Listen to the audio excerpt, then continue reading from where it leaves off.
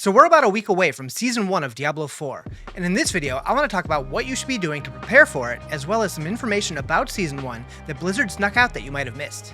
So here's what you need to make sure you get done with before Thursday, July 20th, if you're planning on jumping into the fresh season. First off, you're going to want to make sure you finish the campaign. Finishing the campaign is going to do two things for you. First of all, it means that when the new season begins, you're going to be able to skip the campaign on your new character, and allow you to jump into the new seasonal mechanics and quest lines immediately. You don't have to skip the campaign if you really like playing the game that way, but they have confirmed that you won't engage in the seasonal content until after the campaign has been completed on that character. Secondly, if you've already finished your campaign, you're also going to start new characters with the mount already unlocked, which will make leveling in the new season that much faster. In addition to the campaign, there's also two aspects of the renown system that you're going to want to focus on completing prior to the launch of the new season. The first of these two aspects are areas discovered, which means exploring the entirety of the available portion of Sanctuary. Every little nook and cranny that you discover is going to grant you 5 renown, and all of this progress will be unlocked permanently for all of your future characters. We're still going to have to discover most of the waypoints around these zones, but they have confirmed that the capital cities of each zone will be unlocked immediately, and if you've discovered the rest of the map, the other ones will show up on the map. They'll just be grayed out and you'll have to go collect them manually. In addition to areas discovered, you'll also want to scour the map and locate all of the Altars of Lilith. Not only will the renown from collecting all of these also carry forward into new characters, but also the account-wide bonuses that you've earned from collecting all of these altars, including Paragon points. Come Season 1, we're still going to need to recomplete all the side dungeons, side quests, strongholds, and recollect all the minor waypoints to fully unlock our renown for each zone, and unlock the additional Paragon points.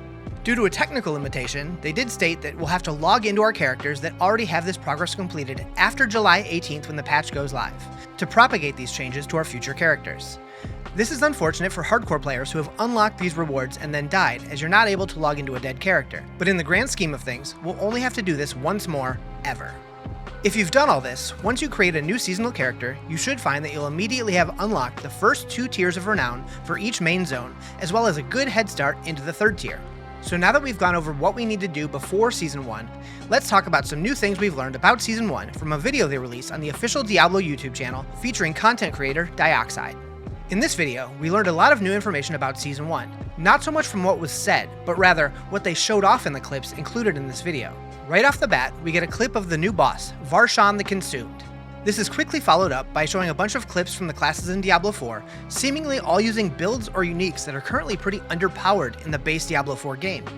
This could be a hint that some of these builds or items might be getting some love with the patch headed our way on July 18th. We also get a look at the fight with Varshan that's being added.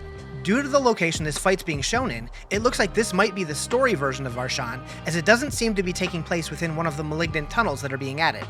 We then see this clip of the barbarian charging into a group of monsters, slamming down on them with his dismount attack. But we also notice this strange growth off to the side. According to this promotional image that they just posted online, this can be destroyed to reveal the entrance to one of the malignant tunnels. Moving forward through the video, we see a character select screen featuring a rogue, but we also see a Season of the Malignant notification in the top right corner of the screen, featuring an end date of Monday, October 9th. This could just be a placeholder date for the purposes of this video, but that would be kind of strange to include that in this video. So I think this will be the end date of Season 1. If we look back to Diablo 3 seasons, generally when a season ended, the next one began the Friday a few days later, or 1 week after that, resulting in a 5 to 12 day break between seasons. It's currently unclear if seasons in Diablo 4 are going to have the same gap, or if they'll be launching immediately following the previous. But given that Diablo 4 seasons appear to be starting on Thursdays, it would likely suggest Season 2 will begin on either October 12th or October 19th. We then get a quick look at the seasonal battle pass, followed by another look at Varshan being appropriately creepy. We get a look here at the new seasonal NPC, Cormund, standing in front of his caravan. And throughout the trailer, we see him at this caravan in multiple zones, so it's possible this questline is going to take us all around the world. If these seasonal quests also count as side quests, we may have less side quests to do to unlock that portion of our renown. This is just speculation though. In this promotional image that they showed of Cormund, we see occult symbols behind him, as well as bottles and jars, which suggested to me that there may be a possible crafting system tied to him. We'll come back to that in a few minutes. We then get a quick glance of the Season Journey screen, which reveals some of the objectives that we'll have to tackle to earn smaller favor rewards, like collecting 5 Scatter Prism from world bosses and treasure goblins, buying 5 items with obols from the Purveyor of Curiosity, conquer 5 strongholds, or unlocking 4 aspects in the Codex of Power. But it also shows us what rewards we can expect to earn from completing each chapter of the Season Journey. Completing Chapter 3 rewards a larger chunk of favor, as well as some sort of cash, and also 5 Codex of Power aspects. So we know that they're going to be adding 7 new legendary aspects coming to Season 1. But later in this video, we also see Chapters 1 and 2 also unlock 5 aspects. Some people have been suggesting that maybe the developers misspoke and there are actually 7 new aspects per class, not 7 total, but I don't think this is going to be the case.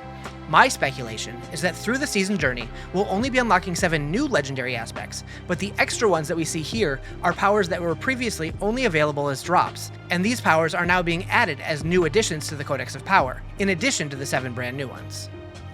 We then get a very quick glance at how seasonal content and quests are going to be displayed on the map, with new teal-colored icons and quest border indicators that stand out from side quests. Then we get teased with a plethora of quality of life changes coming to Diablo 4, but while Dioxide is talking about those, they showcase some gameplay against an elite named Vorna, who has a previously unseen monster affix called Devious. As far as I know, this is an addition to the game. We do know that one of the types of caged hearts that we'll be able to drop are called Devious caged hearts, in addition to brutal, vicious, and wrathful caged hearts. So maybe monsters that drop these hearts will have their own unique challenges associated to them.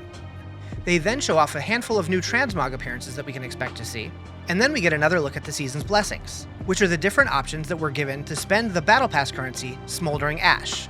In Season 1, Smoldering Ash can be used to boost experience gain from monster kills, boost the amount of gold earned from a vendor sale, boost the chance of rare materials from salvage, a boost to the durations of all elixirs, and a boost to the chance of powerful malignant heart drops. Each of these can be upgraded up to 4 times. We're then presented with a new crafting interface that allows us to craft caged hearts, malignant invokers, and crafted caches. I believe that this is at Corman's Caravan, which I alluded to previously. We see that caged hearts are created with 1 affix, and crafting them will be relative to your character's level. Brutal hearts can be socketed into blue jewelry sockets, while vicious hearts are orange and devious are purple. While they didn't actually show this tab off in the video, it appears that these hearts can also be salvaged, similar to Nightmare Sigils, which will presumably give us Malignant Ichor. So if we find hearts that we don't need, we can destroy them and try to obtain the hearts that we do like. Wrathful gems will drop as a grayish color that can be placed into any color socket, but it appears that these cannot be crafted. The video concludes with another glimpse of the fight with Varshan and a few other gameplay clips. As far as my plans for Season 1, I'm going to be starting off with a Druid, as voted by my Twitch chat during my subathon last weekend. I can't even do it. You guys need to give me a minute for the mood. Have you guys played a Druid? And if so, what build did you go with? And if not, what class are you planning on starting with Season 1? If you want to follow along with my journey, head over to twitch.tv/Rizarjay, and I hope to see you there.